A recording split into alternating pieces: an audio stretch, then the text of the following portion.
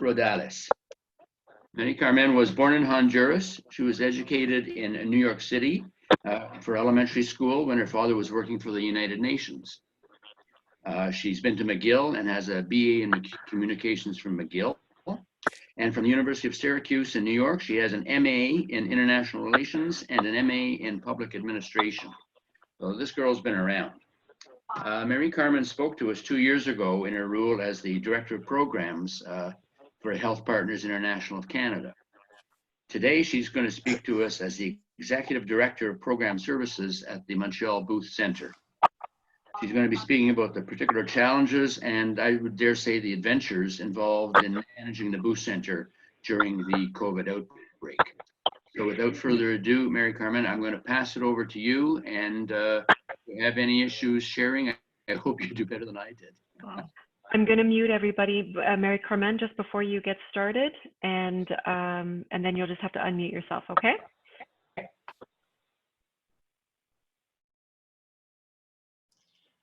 Okay, well, I just want to thank you for the invitation to come and speak to you again.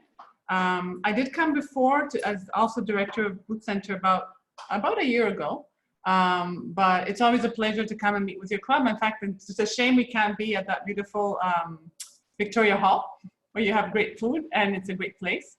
But I'm really pleased to be able to tell you because it really has been quite an adventure for us. It was quite a roller coaster. The last 6 months were a bit of a blur.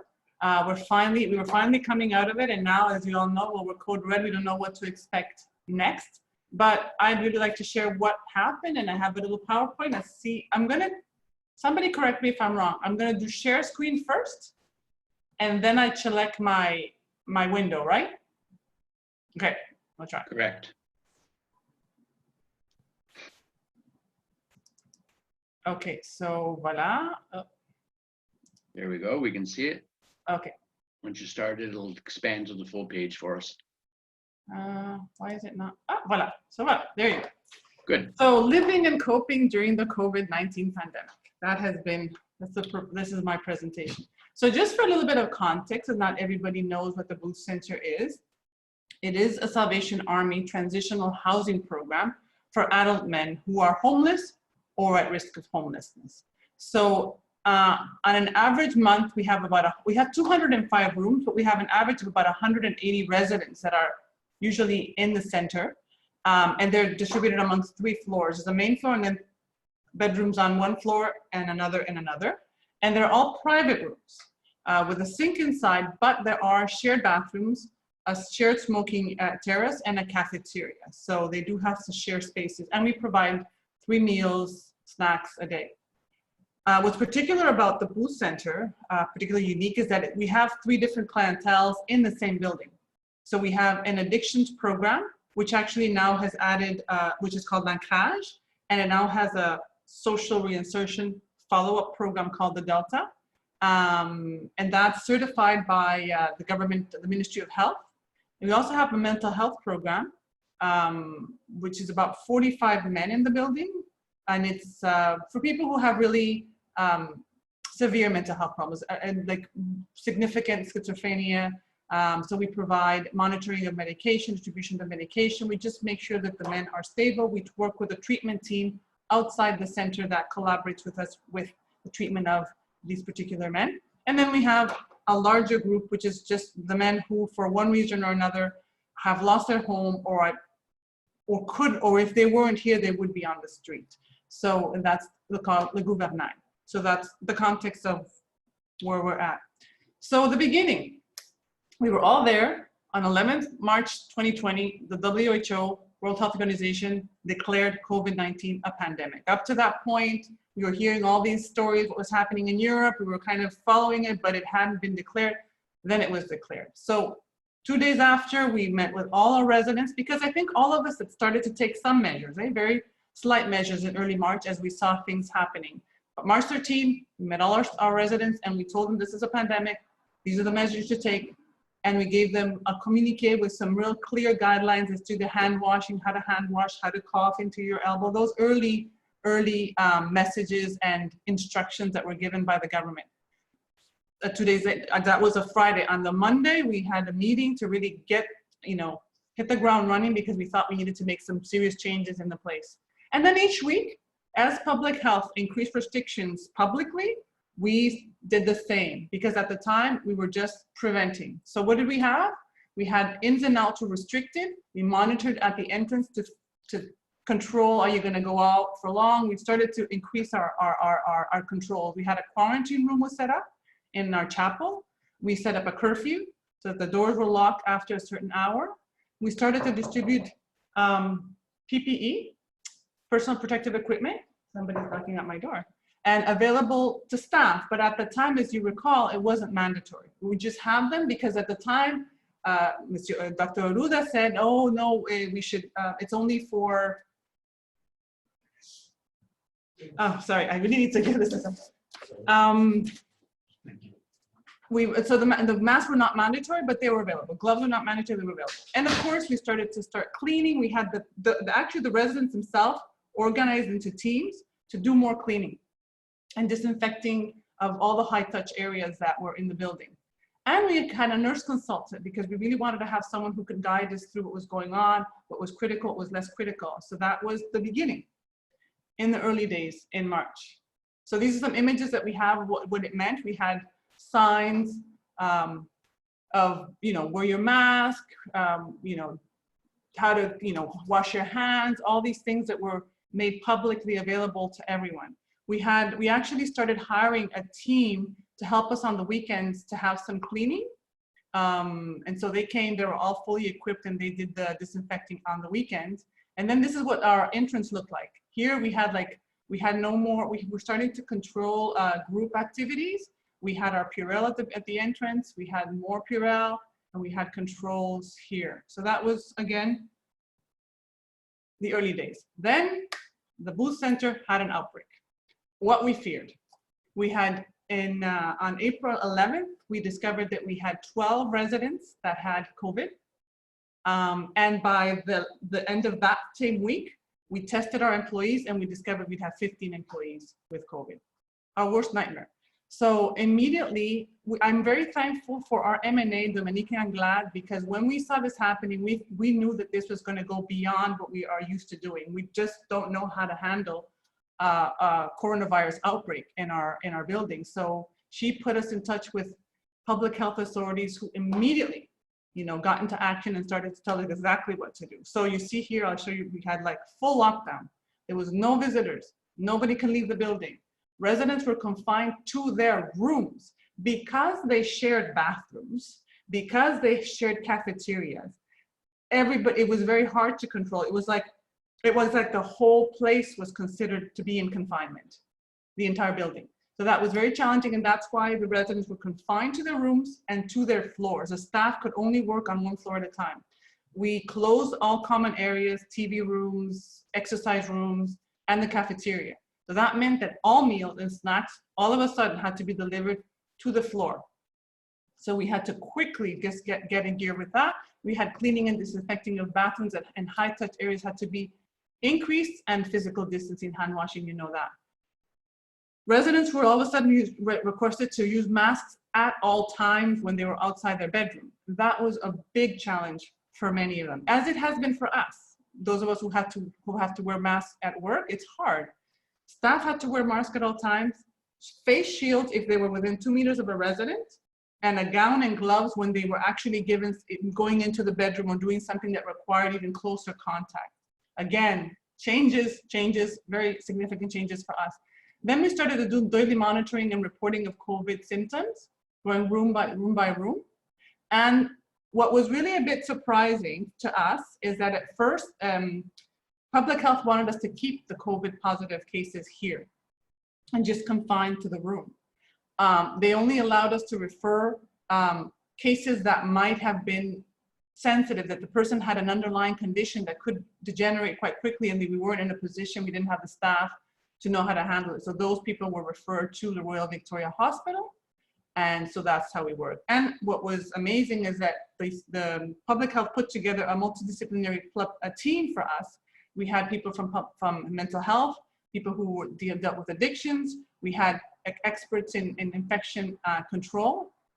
And they came and they trained us, they guided us, they adjusted the restrictions pretty much every week or 2 weeks. They adjusted things and they monitored that we were actually following the right measure. So that was the big change in that week in April. So this is kind of what it looked like. This is an example of some of the people who came to distribute the meals in the hallways. Coffee, there was one tray for coffee, another one for the food. In front, you see the food there, the platters. You had the controls of how many people can go into the bathrooms. We had to improvise a smoking room because our mental health folks in particular, but all of them generally smoke quite a bit. Some of them smoke a pack a day or something close to that. So they're constantly smoking. We had to convert a room and get an air extractor and that kind of thing. And this here up here, you see one of the residents who, and a staff person who had to monitor that the people were distancing, that they were wearing their masks, that they were washing their hands as often as possible. So that was, again, the beginning. As time went by, we had to take additional measures fairly quickly because the men were used to going out to buy little grocery things, going to the dépanneur to get Coca-Cola, to get bananas, to get milk, juice, all sorts of things. And so we all of a sudden had to become a little ordering, had to have a little ordering station for them and set up something so we could distribute on their floors, get their orders by floor. And it was a bit awkward having to buy $600 worth of cigarettes at one point because I don't smoke, so it was quite unusual for me to have to do that. But it was a service that we were providing because we knew that we need to keep the mental health in that confinement. It was very, very difficult for them to not at least have some of the things that we're used to. We also had 2 nurses that came on board because now we felt the real need to have somebody who would check the men as they had any symptoms. We wanted to make sure that nothing serious could happen. We were fortunate enough to have about 25 more volunteers who were the ones who were distributing the meals to the floors. I had mentioned the smoking room, and we started to apply for funding. As you all know, some of the government, Centraide, there was some funding envelopes available, and we tried to apply quickly because we could see that the costs were mounting. May came, and public health said, no, we have to do more because we had a few more cases, I think only a couple more cases on the 3rd floor. Most of our cases were concentrated on that 3rd floor, which was our mental health program. And it makes sense because much as we repeated the instructions to our mental health men, they really struggled to get into the beat of those of washing their hands, of wearing their mask. It was not a surprise that they would have been the ones that would have been more affected. So at that point, the 3rd floor was considered a hot spot. And so the staff that was in that hot spot had to wear not only a mask, but they had to wear gloves, they had to wear face shields and gowns at all times. That was very difficult for the staff themselves to be in the whole gear and have a special system as to where they get those PPE, how the order in which they had to put them on, how they had to take it off every time they went to get their meal. It was quite a process. We also had now access corridors. We have 2 elevators. One was for the 3rd floor, one was for the 4th floor. The stairs were for the 2nd floor. All this public health was very adamant that we were very strict about maintaining those different access corridors so that nobody mixes with another floor. We hired 35 staff like within a week. It was a massive hiring recruitment process. We needed janitors, we needed monitors on each floor for each shift, for each corridor, pretty much. It was intense. We had kitchen helpers because a lot of our staff in the kitchen were the ones that went off on COVID. And then we had to train all these staff and volunteers. That the public health came in and they had several sessions to explain exactly how you take off your glove, how you put your mask on, how you have to disinfect the table when you take off your mask, you take it from this, you don't touch. It was, as you probably know, very fastidious, very detailed, and we were all learning and adapting to this situation. Come July, after all our efforts, we were seeing the light at the end of the tunnel. We had no new cases for 8 weeks, and so public health said you can start to deconfine. What did that mean? It was gradual. The men could start leaving the building, but we controlled the comings and goings. We had to say, where are you going, sir? Okay, how long are you going to be out? And that kind of thing. And then there were no overnight stays. Gradually that increased. We had small groups that could meet. So we had our programs could start having activities that were like, workshops and things in small groups. We actually had a group in the community here in St. Henry, Little Burgundy, who is organizing what they call balconade. So I'll show you a picture in a moment. So we had actually a musical show. The cafeteria was gradually opened, one meal at a time, one floor at a time, so that we could control and make sure that there was only one floor coming at once, so that everybody was following the steps, respecting the distancing, respecting the path, how to come in, how to leave, how to put their mask, how to take it off, all this stuff. And finally, admissions began, because we had halted all admissions during this COVID time. So there you see this is the musical group that came to play. These are actually it was the mental health folks who came, because they're the ones who used the parking. This is our parking lot, and they use that corridor to go smoke. So they're usually there. So they're the ones who naturally went and sat down and listened to the music, and they quite enjoyed it. This is how we do our cafeteria. We have someone at the entrance who is there to make sure people disinfect their hands, that the arrows and the distancing is respected, and that even when they're sitting down, this is our cafeteria now, which we had to adjust and, so that we could have people sitting, and it was certain, the distancing of 2 meters between each. So now we had a capacity of, I don't know, something like 60 people. We went down to a capacity of about 30 in this space. So that required a lot of, adjusting our schedules and having more people to extend our lunch hour so that everybody could eat. So now, where are we now? After all that happened, we've learned a lot. I mean, we've learned a tremendous amount through the experience that we've had. And so the good news is that now all our residents are pretty much accustomed and fully compliant with the COVID prevention measures. They understand, they get it when they say they use the disinfectant. 95% of the men are wearing their mask when they should. The staff now has been trained. They know how to use all the protocols, they understand them, and they can enforce them. This is not where we were in March. We are now at a place where we're much better prepared. We continue with our daily monitoring of symptoms, because that is key. If you can quickly determine if somebody has a fever or something, send them home, that you're preventing that person to spread the virus inside the building. And the most important thing that we've done, really the critical thing, is, and with the help of public health, we developed a yellow corridor. So there's a whole wing that is only reserved for new admissions, because we don't know if they have COVID, or for those who are waiting for test results. So we put them there so that they're not mixed with the rest of the population. A red corridor is actually important as well, because those who are positive can be confined to this place. And so that means that everybody else can pretty much continue living normally, going to the cafeteria, going outside, because we have confined the cases to one area. Before, we hadn't confined that. It was pretty much possibly all over the building. So that's where we are right now. Some of the low points that I can say that was very difficult for us was we had the death of one resident. One, you could say, was not many, but to us it was an important person that was part of our community who passed away. And he had, of course, pre-existing health conditions, and that's what happened. We're waiting for a time when we can go back to normal so we can have a proper memorial service for him, because that's how it's handled at the Booth Center. We lost 39% of our staff within 7 to 10 days around the time of the outbreak at the Booth Center. Some of the people had the virus. Other people had to self-confine because they had been in contact with some of the people who had the virus. Other people had diabetes, heart conditions. The thing is that, especially our kitchen staff, we were left with pretty much no one. Fortunately, we had some people from the Salvation Army who came to step in and help us. But another thing that was really difficult is the confinement was very difficult to live. You can only imagine, we've been confined to our homes, to apartments. If you become confined to a small space, a room, it's extremely hard. These men were used to being able to walk around, go wherever. It's their room and the floor. So we had one resident who went on a hunger strike because he said he couldn't take it. We were able to talk him through it and tell him that, things are gonna get better, and he was able to stop it.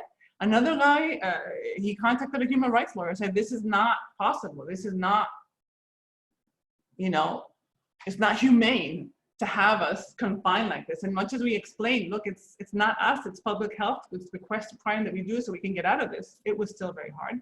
And we had 75 men who left the center. Within that 8-week period of the severe confinement, we were down to only 105 residents. That was what was hard. Now, what was really positive is that we had no more cases as of the last one was on May 6th. So there has been nothing since. And this is, you know, a sense of relief, of accomplishment, that we have been able to maintain the protocols to achieve that. I think that even though many of our staff left, some of them left out of fear. We had a faithful core of staff and managers who stayed, and you know, despite the fear, despite the risk to themselves and to their families, because they care for these men and they wanted to make sure that they were protected, they stayed, and I'm forever grateful to them. I think the public health support throughout was key, because we would not have known when to do this, when to escalate, when to de-escalate restrictions. So I think that they really coached us and walked alongside with us. It wasn't easy. It wasn't easy because sometimes they got impatient with us because they kept repeating, but you're not doing this. And we had to just work with our staff to get them to be a little bit more disciplined, more rigorous. We had support from the Salvation Army headquarters, both here in Montreal and Quebec, and from Toronto, in terms of giving us, you know, examples of how things are happening across the territory, across the country, providing us with supplies, you know, procuring nationally. It was very, very, very helpful. And of course, there was the funding that was received from a few sources. I think that kept us afloat when we had to just not care about what was being spent. So what did we learn? I think one of the things that was really important was regular communication with staff and residents. When you're going so fast, you're just reacting, changing, adapting. Sometimes you forget that management knew everything, but we needed to have it trickle down to all our staff and to all the residents so that they felt that they knew what was going on. And so that a weekly check-in is an important thing. It's also critical to take care of people, even including managers. I mean, you have to thank them, you have to recognize efforts, be flexible as people really feel that because we had to like suspend vacations, like everything was, you know, not the norm. As an essential service, we had to have people here, whether they wanted to or not, whether they wanted to have a day off. But after a while, we said we need to give people time off. Public health was a great support and ally, as I've mentioned a few times. And for me, the biggest thing was, as a community organization, we were expected to function like a hospital. And it was hard, but it was doable. We did it, we arrived. So that was what we learned. Right now, we actually took some time to do a bit of debriefing with our residents, hear from them, how was it, how did they live through this? And we get 10% responded for the actual survey. So we had a 1 to 4 satisfaction rating on some topics like, were we communicating well? Did we give them sufficient protective equipment? Did we do proper monitoring, disinfection? Did they have a health support from the nurses? Food distribution, was the food good? Was it varied? Was it on time? And on average, we got a 3.3 out of 4, which is not bad. And overall, in the comments, the men said that they were satisfied with how we handled the outbreak. We did a few focus groups, in particular with the 3rd floor, because that was the one that was the most affected. It was just the one that was more tightly controlled. And so the lockdown was very hard for them. They said all of them that were consulted, there was about 25 of them, so more than half. But they understood the measures were necessary. Some people said there was just no choice.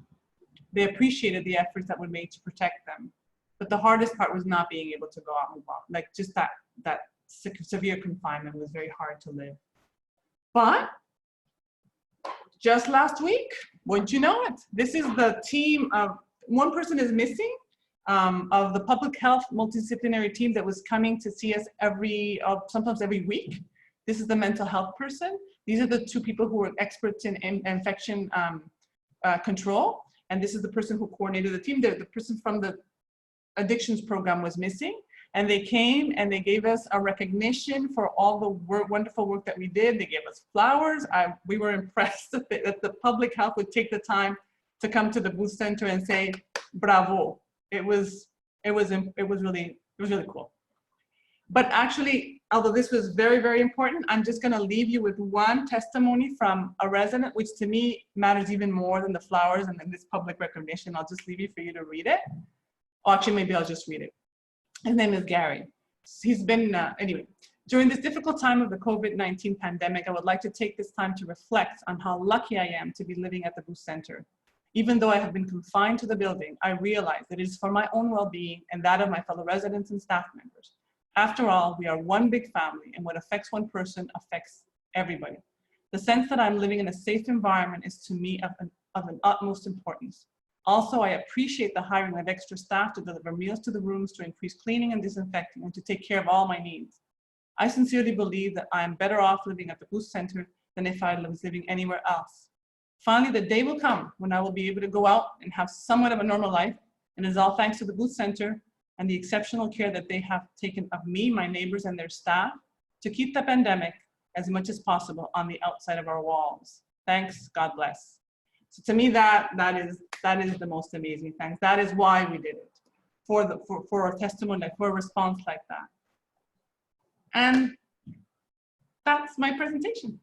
So I don't know if anybody has any comments or questions. Thank you very much, Maricarmen. What we're going to do is we're going to, as I say, open the lines for everybody. You can go ahead and unmute yourselves if you'd like to ask a question. I have a couple of questions, if I could. First, for those who were tested positive at the early beginnings and were not hospitalized, how long did it take them to recover within your own Booth Center? And secondly, where did the 75 people who left go? Okay, the first question about how long did it take them? It varied. It varied from individual to individual. Some of them, it took them the full 2 weeks. Some of them, it was less because we had to test them again to see if the virus is no longer there. So it varied. There's no real exact same for everybody. And the people who left, some of them did leave because they had a relative or someone that they could actually go and be with, but some of them just left. As much as we try to encourage them to stay for their safety, they just said, I can't handle it, I gotta go. They'd rather live on the street than be in confinement. Okay, thank you. Did they come back? Well, since we had no admissions, that's because that's what we told them. If you leave and you decide to come back in 2 days, we can't let you in. We can't. And so we try to, but so no, they haven't been back. Okay. Now you were as low as 125, but how many do you have in there now? Now because like I said, we're still in the process of opening up, and now I'm not even sure what's going to happen with this code red. But we have had admissions in the addictions program, so we've added not many people because that's been since late July that we started. And some people came, and some people left because that's the nature of the addictions program. So we've added about 7 or 8 more, which is not a lot. Okay. But we're supposed to be opening the homeless program tomorrow. Okay, excellent. Anybody else want to chime in? There are a lot of people that haven't unmuted themselves. So I'm just wondering. That was certainly an excellent presentation. Thank you so much. Are you planning to do anything different with the second wave that is coming? Well, like I said, we are prepared because we have those corridors. So we're just better able to catch it fast. I think the first time it caught us off guard without knowing how to react. Now we know exactly what we have to escalate. We know exactly how people have to, organize themselves when we have a case. We won't panic. It'll be, there's a case, not a problem. Let's transfer him to the corridor. Let's disinfect his room. He's had his meals to his room. He's going to stay in this place. Like now we know what to do. So it'll be a completely different experience. How about the mental well-being of the staff? If it's long-term, how do you care for the mental well-being of your staff? We were supposed to have a staff meeting, a staff retreat very soon. I know that we all made sure that people would take their, once we had that lull, after the confinement was over, we started to let people go on vacation, go on vacation, go on vacation, 3 weeks if you need, just go. Because a lot of people had the vacation time and they needed the rest. But other than that, I think we're working with our, I was just yesterday meeting with our HR people, and we're trying to think of what we can do. Like we really, that's, now that we have a breathing space, we wanted to say, okay, what do we do for our people? But we haven't really specifically set out a plan to deal with the mental health of our staff. It's a good point, and I thank you for mentioning that. David Franklin, are you able to unmute yourself with *6 on your phone? Can you hear me, Jim? Excellent. Yes, thank you very much. Go ahead, sir. Mary, all of us are very appreciative of you coming to our meeting. Testimonial of one of your residents says it all, how grateful he is to have your leadership and concerns for their welfare. It's been a remarkable presentation. We know so much more about the Catherine Booth, the remarkable work you're doing, the challenges that you've met. They are so fortunate that you are on the executive. Thank you. Thank you for saying that. You're welcome. Maricarmen, I know traditionally when you come to visit us, we're more than happy to give you a year's subscription to the Rotary magazine. So that will be starting up very shortly for you. Well, that's nice. And on top of that, as I mentioned to you earlier, but not everybody heard this, we do have, I'll be speaking to the director at the Booth Center, Harut, and we have hand sanitizers and masks that will be taken over for the center also. Thank you so much. Thank you so much. I really appreciate that. Thank you. With that, we're going to go to, I guess, we're going to go to Happy Bucks. And before Rod DeCourcy Ireland gets a chance